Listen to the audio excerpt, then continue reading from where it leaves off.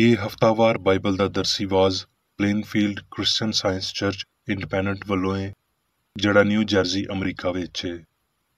ਹੋਰ ਮਾਲੂਮਾਤ ਲਈ ਤੁਸੀਂ ਸਾਡੀ ਵੈਬਸਾਈਟ ਵੇਖੋ www.plainfieldcs.com।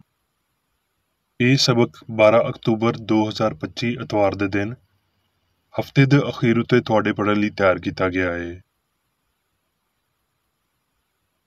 ਮਜ਼ਮੂਨ: ਕੀ ਪਾਪ, ਬਿਮਾਰੀ ਤੇ ਮੌਤ ਅਸਲੀ ਨੇ?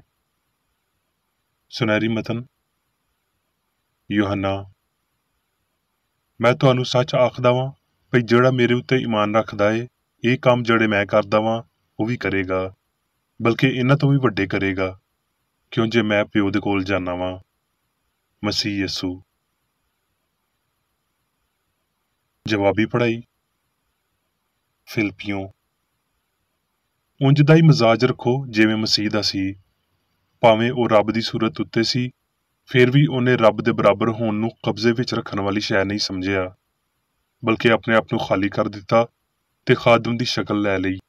ਇਸ ਲਈ ਐ ਮੇਰੇ ਪਿਆਰੇ, ਜਿਵੇਂ ਤੂੰ ਹਮੇਸ਼ਾ ਤੋਂ ਫਰਮਾਬਰਦਾਰੀ ਕਰਦਾ ਆਇਆ ਏ, ਉਸੇ ਤਰ੍ਹਾਂ ਹੁਣ ਵੀ ਨਾ ਸਿਰਫ ਮੇਰੇ ਹੁੰਦਿਆਂ ਬਲਕਿ ਮੇਰੇ ਨਾ ਹੁੰਦਿਆਂ ਉਹਦੇ ਤੋਂ ਵੀ ਬਹੁਤਾ ਡਰਦੇ ਤੇ ਕੰਬਦੇ ਹੋਏ ਆਪਣੀ ਮੁਕਤੀ ਦੇ ਕੰਮ ਕਰਦੇ ਜਾਓ, ਕਿਉਂ ਜੇ ਜਿਹੜਾ ਤੁਹਾਡੇ ਵਿੱਚ ਨੀਅਤ ਤੇ ਅਮਲ ਦੋਵਾਂ ਨੂੰ ਆਪਣੇ ਨੇਕ ਇਰਾਦੇ ਨੂੰ ਪੂਰਾ ਕਰਨ ਲਈ ਪੈਦਾ ਕਰਦਾ ਏ, ਉਹ ਰੱਬ ਏ। ਸਾਰੇ ਕੰਮ ਸ਼ਿਕਾਇਤ ਤੇ ਤਕਰਾਰ ਤੋਂ ਬਗੈਰ ਕਰਿਆ ਕਰੋ, ਤਾਂ ਜੋ ਤੁਸੀਂ ਬੇਐਬ ਤੇ ਭੋਲੇ ਹੋ ਕੇ ਵਿੰਗੇ ਤੇ ਕਾਜਰਾਓ ਲੋਕਾਂ ਵਿੱਚ ਰੱਬ ਦੇ ਬੇਨਕਸ ਬੰਦੇ ਬਣੋ। ਦਰਸੀ ਵਾਜ਼ ਬਾਈਬਲ ਵਿੱਚੋਂ ਮੱਤੀ। ਤੇ ਯਸੂ ਸਾਰੇ ਪਿੰਡਾਂ ਤੇ ਸ਼ਹਿਰਾਂ ਵਿੱਚ ਫਿਰਦਾ ਰਿਹਾ ਤੇ ਉਹਨਾਂ ਦੇ ਇਬਾਦਤਖਾਨਿਆਂ ਵਿੱਚ ਤਾਲੀਮ ਦਿੰਦਾ ਤੇ ਬਾਦਸ਼ਾਹੀ ਦੀ ਖੁਸ਼ਖਬਰੀ ਦੀ ਮੁਨਾਦੀ ਕਰਦਾ ਤੇ ਹਰ ਤਰ੍ਹਾਂ ਦੀ ਕਮਜ਼ੋਰੀ ਨੂੰ ਦੂਰ ਕਰਦਾ ਰਿਹਾ। ਮੱਤੀ। ਫਿਰ ਉਹਨੇ ਆਪਣੇ ਚੇਲਿਆਂ ਨੂੰ ਕੋਲ ਬੁਲਾ ਕੇ ਉਹਨਾਂ ਨੂੰ ਨਾਪਾਕ ਰੂਹਾਂ ਉੱਤੇ ਇਖਤਿਆਰ ਦਿੱਤਾ ਭਈ ਉਹਨਾਂ ਨੂੰ ਕੱਢਣ ਤੇ ਹਰ ਤਰ੍ਹਾਂ ਦੀ ਬਿਮਾਰੀ ਤੇ ਹਰ ਤਰ੍ਹਾਂ ਦੀ ਕਮਜ਼ੋਰੀ ਨੂੰ ਦੂਰ ਕਰਨ। ਇਹਨਾਂ 12 ਨੂੰ ਯਸੂ ਨੇ ਘੱਲਿਆ ਤੇ ਉਹਨਾਂ ਨੂੰ ਹੁਕਮ ਦੇ ਕੇ ਆਖਿਆ, ਬਿਮਾਰਾਂ ਨੂੰ ਠੀਕ ਕਰਨਾ, ਮੁਰਦਿਆਂ ਨੂੰ ਜਵਾਣਾ, ਕੋੜੀਆਂ ਨੂੰ ਪਾਕ ਕਰਨਾ, ਬਦਰੂਹਾਂ ਨੂੰ ਕੱਢਣਾ, ਮੁਫਤ ਤੁਸੀਂ ਪਾਇਆ, ਮੁਫਤ ਦੇਣਾ।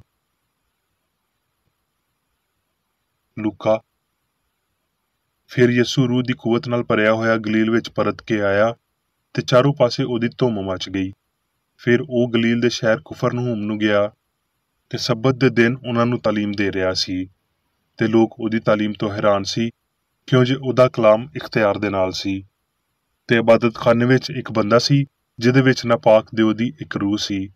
ਉਹ ਬਹੁਤ ਉੱਚੀ ਆਵਾਜ਼ ਨਾਲ ਬੋਲਿਆ, ਭਈ ਐ ਯਸੂ ਨਾਸਰੀ, ਸਾਨੂੰ ਤੇਰੇ ਨਾਲ ਕੀ ਕੰਮ? ਕੀ ਤੂੰ ਸਾਨੂੰ ਹਲਾਕ ਕਰਨ ਆਇਆ ਏ?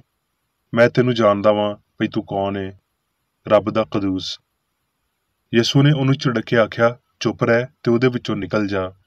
ਤੇ ਬਦਰੂ ਉਹਦੇ ਅੰਦਰੋਂ ਉਹਨੂੰ ਮਰੋੜ ਕੇ ਤੇ ਕੁਝ ਨੁਕਸਾਨ ਪਹੁੰਚਾਏ ਬਗੈਰ ਨਿਕਲ ਗਈ। ਤੇ ਸਾਰੇ ਹੈਰਾਨ ਹੋ ਕੇ ਆਪਸ ਵਿੱਚ ਆਖਣ ਲੱਗ ਪਏ, ਭਈ ਇਹ ਕਿਵੇਂ ਦਾ ਕਲਾਮ ਏ, ਕਿਉਂ ਜੇ ਉਹ ਇਖਤਿਆਰ ਤੇ ਕੁਦਰਤ ਨਾਲ ਨਾਪਾਕ ਰੂਹਾਂ ਨੂੰ ਹੁਕਮ ਦਿੰਦਾ ਏ ਤੇ ਉਹ ਨਿਕਲ ਜਾਂਦੀਆਂ ਨੇ। ਤੇ ਹਰ ਪਾਸੇ ਉਹਦੀ ਧੁੰਮ ਮਚ ਗਈ। ਫਿਰ ਉਹ ਇਬਾਦਤਖਾਨੇ ਵਿੱਚੋਂ ਉੱਠ ਕੇ ਸ਼ਮਾਉਨ ਦੇ ਘਰ ਵਿੱਚ ਦਾਖਲ ਹੋਇਆ ਤੇ ਸ਼ਮਾਉਨ ਦੀ ਸੱਸ ਨੂੰ ਬੜਾ ਤਾਪ ਚੜਿਆ ਸੀ ਤੇ ਉਹਨਾਂ ਨੇ ਉਹਦੇ ਲਈ ਉਹਦੇ ਤੋਂ ਅਰਜ਼ ਕੀਤੀ। ਉਹ ਖਲੋ ਕੇ ਉਹਦੇ ਵੱਲ ਝੁਕਿਆ ਤੇ ਤਾਪ ਨੂੰ ਝਿੜਕਿਆ ਤੇ ਉਹ ਉਤਰ ਗਿਆ ਤੇ ਉਹ ਉਸੇ ਵੇਲੇ ਉੱਠ ਕੇ ਉਹਨਾਂ ਦੀ ਸੇਵਾ ਕਰਨ ਲੱਗੀ। ਲੂਕਾ। ਜਦ ਉਹ ਸ਼ਹਿਰ ਵਿੱਚ ਸੀ ਤੇ ਵੇਖੋ, ਕੋੜ ਨਾਲ ਭਰਿਆ ਹੋਇਆ ਇੱਕ ਬੰਦਾ ਯਸੂ ਨੂੰ ਵੇਖ ਕੇ ਮੂੰਹ ਭਰਨੇ ਡਿੱਗਿਆ ਤੇ ਉਹਦੀ ਮਿਹਨਤ ਕਰਕੇ ਆਖਣ ਲੱਗਿਆ, ਐ ਖੁਦਾਵੰਦ, ਜੇ ਤੂੰ ਚਾਹਵੇਂ ਤੇ ਮੈਨੂੰ ਪਾਕ ਸਾਫ਼ ਕਰ ਸਕਦਾ ਏ। ਉਹਨੇ ਹੱਥ ਵਧਾ ਕੇ ਉਹਨੂੰ ਛੂਹਿਆ ਤੇ ਆਖਿਆ, ਮੈਂ ਚਾਹੁੰਦਾ ਵਾਂ ਭਈ ਤੂੰ ਪਾਕ ਸਾਫ਼ ਹੋ ਜਾ। ਤੇ ਫੌਰਨ ਉਹਦਾ ਕੋੜ ਜਾਂਦਾ ਰਿਹਾ। ਲੂਕਾ। ਉਹ ਯਰੂ ਵਿੱਚ ਵੜ ਕੇ ਜਾ ਰਿਹਾ ਸੀ ਤੇ ਵੇਖੋ, ਜ਼ਕਈ ਨਾਂ ਦਾ ਇੱਕ ਬੰਦਾ ਸੀ ਜਿਹੜਾ ਮਹਿਸੂਲ ਲੈਣ ਵਾਲਿਆਂ ਦਾ ਸਰਦਾਰ ਤੇ ਦੌਲਤਮੰਦ ਸੀ। ਉਹ ਯਸੂ ਨੂੰ ਵੇਖਣ ਦੀ ਕੋਸ਼ਿਸ਼ ਕਰਦਾ ਸੀ, ਪਰ ਜੱਥੇ ਦੇ ਪਾਰੋਂ ਵੇਖ ਨਹੀਂ ਸਕਦਾ ਸੀ, ਇਸ ਲਈ ਭਈ ਉਹਦਾ ਕੱਦ ਛੋਟਾ ਸੀ। ਇਸ ਲਈ ਉਹਨੂੰ ਵੇਖਣ ਲਈ ਅੱਗੇ ਨੱਸ ਕੇ ਇੱਕ ਗੋਲਰ ਦੇ ਰੁੱਖ ਉੱਤੇ ਚੜ੍ਹ ਗਿਆ, ਕਿਉਂ ਜੇ ਉਹ ਉਸੇ ਰਾਹ ਤੋਂ ਜਾਣ ਨੂੰ ਸੀ। ਜਦੋਂ ਯਸੂ ਉਸ ਥਾਂ ਤੇ ਅੱਪੜਿਆ ਤੇ ਉੱਤੇ ਨਜ਼ਰ ਕਰਕੇ ਉਹਨੂੰ ਆਖਿਆ, ਐ ਜ਼ਕਾਈ, ਛੇਤੀ ਉਤਰ ਆ, ਕਿਉਂ ਜੇ ਅੱਜ ਮੈਨੂੰ ਤੇਰੇ ਘਰ ਰਹਿਣਾ ਜ਼ਰੂਰ ਏ। ਉਹ ਛੇਤੀ ਉਤਰ ਕੇ ਖੁਸ਼ੀ ਨਾਲ ਉਹਨੂੰ ਆਪਣੇ ਘਰ ਲੈ ਗਿਆ। ਜਦੋਂ ਲੋਕਾਂ ਨੇ ਇਹ ਵੇਖਿਆ ਤੇ ਸਾਰੇ ਬੁੜਬੁੜਾ ਕੇ ਆਖਣ ਲੱਗੇ, ਇਹ ਤੇ ਇੱਕ ਪਾਪੀ ਬੰਦੇ ਵੱਲ ਜਾ ਉਤਰਿਆ।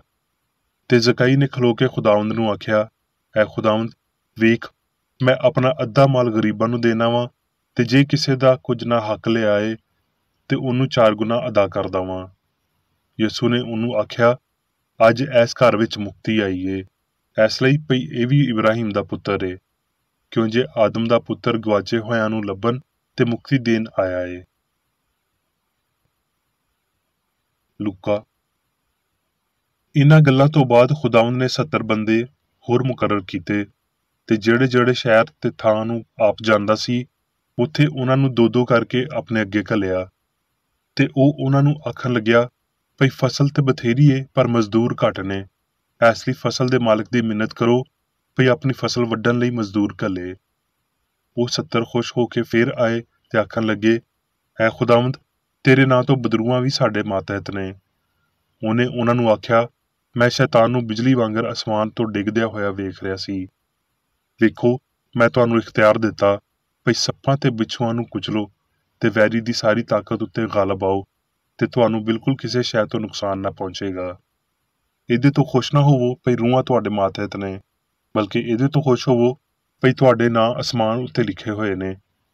ਉਸੇ ਵੇਲੇ ਉਹ ਰੂਹ ਪਾਕ ਨਾਲ ਖੁਸ਼ੀ ਵਿੱਚ ਭਰ ਗਿਆ ਤੇ ਆਖਣ ਲੱਗਿਆ, ਭਈ ਐ ਬਾਪ, ਅਸਮਾਨ ਤੇ ਧਰਤੀ ਦੇ ਖੁਦਾਵੰਦ, ਮੈਂ ਤੇਰੀ ਵਡਿਆਈ ਕਰਦਾ ਵਾਂ, ਭਈ ਤੂੰ ਇਹ ਗੱਲਾਂ ਸਿਆਣਿਆਂ ਤੇ ਅਕਲਮੰਦਾਂ ਤੋਂ ਲੁਕੋਈਆਂ ਤੇ ਬਾਲਾਂ ਉੱਤੇ ਜ਼ਾਹਰ ਕੀਤੀਆਂ। ਹਾਂ ਐ ਬਾਪ, ਕਿਉਂ ਜੇ ਤੈਨੂੰ ਇੰਝ ਹੀ ਪਸੰਦ ਆਇਆ। ਮੱਤੀ। ਤੇ 11 ਚੇਲੇ ਗਲੀਲ ਦੇ ਉਸ ਪਹਾੜ ਉੱਤੇ ਗਏ ਜਿਹੜਾ ਯਿਸੂ ਨੇ ਉਹਨਾਂ ਲਈ ਮੁਕਰਰ ਕੀਤਾ ਸੀ, ਤੇ ਉਹਨਾਂ ਨੇ ਉਹਨੂੰ ਵੇਖ ਕੇ ਸਜਦਾ ਕੀਤਾ, ਪਰ ਕਈਆਂ ਨੇ ਸ਼ੱਕ ਕੀਤਾ। ਯਿਸੂ ਨੇ ਕੋਲ ਆ ਕੇ ਉਹਨਾਂ ਨਾਲ ਗੱਲਾਂ ਕੀਤੀਆਂ ਤੇ ਆਖਿਆ, ਭਈ ਅਸਮਾਨ ਤੇ ਧਰਤੀ ਦਾ ਸਾਰਾ ਇਖਤਿਆਰ ਮੈਨੂੰ ਦਿੱਤਾ ਗਿਆ ਏ। ਇਸ ਲਈ ਤੁਸੀਂ ਜਾ ਕੇ ਸਾਰੀਆਂ ਕੌਮਾਂ ਨੂੰ ਚੇਲੇ ਬਣਾਓ, ਤੇ ਉਹਨਾਂ ਨੂੰ ਬਾਪ ਤੇ ਬੇਟੇ ਤੇ ਪਾਕ ਰੂਹ ਦੇ ਨਾਂ ਤੋਂ ਬਪਤਿਸਮਾ ਦਿਓ, ਤੇ ਉਹਨਾਂ ਨੂੰ ਇਹ ਤਾਲੀਮ ਦਿਓ ਭਈ ਉਹ ਸਾਰੀਆਂ ਗੱਲਾਂ ਉੱਤੇ ਅਮਲ ਕਰਨ ਜਿਨ੍ਹਾਂ ਦਾ ਮੈਂ ਤੁਹਾਨੂੰ ਹੁਕਮ ਦਿੱਤਾ, ਤੇ ਵੇਖੋ, ਮੈਂ ਜੱਗ ਦੇ ਅਖੀਰ ਤੀਕਰ ਤੁਹਾਡੇ ਨਾਲ ਵਾਂ। ਹੁਣ ਮੈਂ ਮੇਰੀ ਬੇਕਰ ਏਡੀ ਦੀ ਲਿਖੀ ਹੋਈ ਕ੍ਰਿਸਚਨ ਸਾਇੰਸ ਦੀ ਦਰਸੀ ਕਿਤਾਬ ਸਾਇੰਸ ਤੇ ਸਿਹਤ ਆਇਤਾਂ ਦੀ ਕੁੰਜੀ ਦੇ ਨਾਲ ਵਿਚਲੀਆਂ ਹੋਈਆਂ ਲਿਖਾਈਆਂ ਪੜਾਂਗਾ। ਸਾਇੰਸ ਤੇ ਸਿਹਤ। ਮਾਦੀ ਹਯਾਤੀ ਦੇ ਅਕੀਦੇ ਤੇ ਸੁਫਨੇ ਤੋਂ ਬਿਲਕੁਲ ਵੱਖਰੀ ਇਲਾਹੀ ਹਯਾਤੀ ਏ, ਜਿਹੜੀ ਰੂਹਾਨੀ ਫਹਿਮ ਤੇ ਸਾਰੀ ਧਰਤੀ ਉੱਤੇ ਇਨਸਾਨ ਦੀ ਹੁਕਮਰਾਨੀ ਦੀ ਸਿਆਣ ਨੂੰ ਜ਼ਾਹਿਰ ਕਰਦੀ ਏ। ਇਹ ਫਹਿਮ ਗਲਤੀ ਨੂੰ ਬਾਹਰ ਕੱਢਦਾ ਏ ਤੇ ਬਿਮਾਰ ਨੂੰ ਸ਼ਫਾ ਦਿੰਦਾ ਏ, ਤੇ ਇਹਦੇ ਨਾਲ ਤੁਸੀਂ ਸਾਹਬੇ ਇਖਤਿਆਰ ਵਾਂਗਰ ਗੱਲ ਕਰ ਸਕਦੇ ਹੋ। ਇੱਕ ਵੱਡੇ ਨਮੂਨੇ ਵਾਂਗਰ ਰੂਹ ਨੂੰ ਹਿੱਸਾਂ ਦੀਆਂ ਝੂਠੀਆਂ ਗਵਾਹੀਆਂ ਉੱਤੇ ਹਕੂਮਤ ਕਰਨ, ਬਿਮਾਰੀ ਤੇ ਫਾਨੀਅਤ ਉੱਤੇ ਦਾਅਵਿਆਂ ਨੂੰ ਜਿਤਾਉਣ ਲਈ ਆਜ਼ਾਦ ਕਰਦਿਆਂ ਹੋਏ ਸ਼ਫਾ ਦੇਣ ਵਾਲੇ ਨੂੰ ਬਿਮਾਰੀ ਦੇ ਨਾਲ ਗੱਲ ਕਰਨੀ ਚਾਹੀਦੀ ਏ, ਕਿਉਂ ਜੇ ਉਹਨੂੰ ਉਹਦੇ ਉੱਤੇ ਇਖਤਿਆਰ ਹਾਸਲ ਏ। ਯਿਸੂ ਨੇ ਆਪਣਾ ਕੰਮ ਇੱਕ ਪਾਕ ਰੂਹ ਨਾਲ ਕੀਤਾ। ਉਹਨੇ ਆਖਿਆ, ਮੇਰਾ ਪਿਓ ਹਲੇ ਤੀਕਰ ਕੰਮ ਕਰਦਾ ਏ ਤੇ ਮੈਂ ਕੰਮ ਕਰਦਾ ਵਾਂ। ਜਿੱਥੇ ਤੀਕਰ ਅੰਜੀਲਾਂ ਤੋਂ ਸਿੱਖਿਆ ਜਾ ਸਕਦਾ ਏ, ਉਹਨੇ ਕਦੀ ਬਿਮਾਰੀ ਦੇ ਬਾਰੇ ਨਹੀਂ ਦੱਸਿਆ, ਬਲਕਿ ਉਹਨੇ ਬਿਮਾਰੀ ਨੂੰ ਠੀਕ ਕੀਤਾ। ਇਨਸਾਨ ਦੇ ਬਣਾਏ ਹੋਏ ਅਕੀਦੇ ਜ਼ਵਾਲ ਪਜ਼ੀਰ ਨੇ। ਉਹ ਮੁਸੀਬਤ ਵਿੱਚ ਬਹੁਤੇ ਮਜ਼ਬੂਤ ਨਹੀਂ ਸੀ ਰਹੇ। ਮਸੀਹ ਦੀ ਤਾਕਤ ਤੋਂ ਖਾਲੀ ਉਹ ਮਸੀਹ ਜਾਂ ਫਜ਼ਲ ਦੇ ਮੌਜਜ਼ਿਆਂ ਬਾਰੇ ਅਕੀਦਿਆਂ ਨੂੰ ਕਿਵੇਂ ਬਿਆਨ ਕਰ ਸਕਦੇ ਨੇ। ਮਸੀਹੀ ਸ਼ਫਾ ਦੇ ਇਮਕਾਨ ਤੋਂ ਇਨਕਾਰ ਹਰ ਅਨਸਰ ਦੀ ਮਸੀਹਤ ਨੂੰ ਖੋਹ ਲੈਂਦਾ ਏ, ਜਿਨ੍ਹੇ ਪਹਿਲੀ ਸਦੀ ਵਿੱਚ ਇਹਨੂੰ ਇਲਾਹੀ ਕੁਵਤ ਤੇ ਇਹ ਹੈਰਾਨ ਕਰਨ ਵਾਲੀ ਤੇ ਬੇਮਿਸਾਲ ਕਾਮਯਾਬੀ ਬਖਸ਼ੀ ਸੀ। ਇੱਥੇ ਮਾਦੇ ਦੇ ਮੁਕਾਬਲੇ ਵਿੱਚ ਰੂਹਾਨੀ ਕੁਦਰਤ ਦੀ ਬਰਤਰੀ ਉੱਤੇ ਯਕੀਨ ਰੱਖਣ ਦਾ ਇਲਾਹੀ ਇਖਤਿਆਰ ਏ। ਦੁੱਖਾਂ ਦੇ, ਪਾਪਾਂ ਦੇ, ਮੁਰਦਾ ਅਕੀਦੇ ਗੈਰ ਅਸਲੀ ਨੇ। ਜਦ ਇਲਾਹੀ ਸਾਇੰਸ ਨੂੰ ਆਲਮਗੀਰ ਤੌਰ ਤੇ ਸਮਝਿਆ ਜਾਂਦਾ ਏ ਤੇ ਇਨਸਾਨ ਉੱਤੇ ਉਹਨਾਂ ਦਾ ਕੋਈ ਇਖਤਿਆਰ ਨਹੀਂ ਹੋਵੇਗਾ, ਕਿਉਂ ਜੇ ਇਨਸਾਨ ਲਾਫਾਨੀ ਏ ਤੇ ਇਲਾਹੀ ਇਖਤਿਆਰ ਦੇ ਰਾਹੀਂ ਜਿਉਂਦਾ ਏ। ਮੈਂ ਆਪਣੇ ਪੜ੍ਹਨ ਵਾਲਿਆਂ ਨੂੰ ਇਲਾਹੀ ਸਿਆਣ ਦੇ ਕਾਨੂੰਨ ਦੀ ਤੇ ਮਾਦੇ ਤੇ ਹਫਜ਼ਾਨੇ ਸਿਹਤ ਦੇ ਫਰਜ਼ੀ ਕਾਨੂੰਨਾਂ ਦੀ ਤਸ਼ਰੀਹੀ ਮਿਸਾਲ ਪੇਸ਼ ਕੀਤੀ ਏ।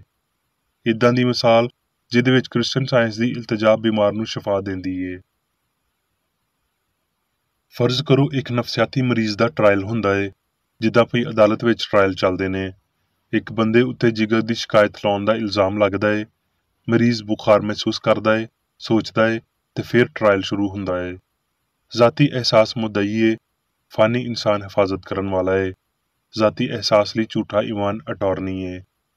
ਫਾਨੀ ਸਿਆਨ ਇਲਮੁਲ ਦਵਈਆ, ਇਲਮੁਲ ਅਜ਼ਾ, ਹਯਾਤੀ ਦਾ ਇਲਮ, ਇਲਮੇ ਨੌਮੀਆਤ, ਸਾੜ, ਲਾਲਚ ਤੇ ਨਾਸ਼ੁਕਰੀ ਅਦਾਲਤ ਨੂੰ ਬਣਾਉਂਦੇ ਨੇ। ਅਦਾਲਤ ਦਾ ਕਮਰਾ ਤਮਾਸ਼ਾ ਵੇਖਣ ਵਾਲਿਆਂ ਨਾਲ ਭਰਿਆ ਹੁੰਦਾ ਏ ਤੇ ਕਾਜ਼ੀ ਦਵਾਈ ਬੈਂਚ ਉੱਤੇ ਹੁੰਦੀ ਏ। ਕਾਜ਼ੀ ਦਵਾਈ ਉੱਠਦੀ ਏ ਤੇ ਬੜੀ ਸੰਜੀਦਗੀ ਨਾਲ ਫਾਨੀ ਸਿਆਨ ਦੀ ਅਦਾਲਤ ਨਾਲ ਖਿਤਾਬ ਕਰਦੀ ਏ। ਉਹ ਜੁਰਮ ਦਾ ਤਜਜ਼ੀਆ ਕਰਦੀ ਏ, ਗਵਾਹੀ ਦਾ ਜਾਇਜ਼ਾ ਲੈਂਦੀ ਏ ਤੇ ਜਿਗਰ ਦੀ ਸ਼ਿਕਾਇਤ ਦੇ ਬਾਰੇ ਕਾਨੂੰਨ ਬਿਆਨ ਕਰਦੀ ਏ। ਇਹਦਾ ਨਤੀਜਾ ਇਹ ਹੈ ਭਈ ਫਿਤਰਤ ਦੇ ਕਾਨੂੰਨ ਬਿਮਾਰੀ ਦਾ ਸਰੇਆਮ ਕਤਲ ਕਰਦੇ ਨੇ।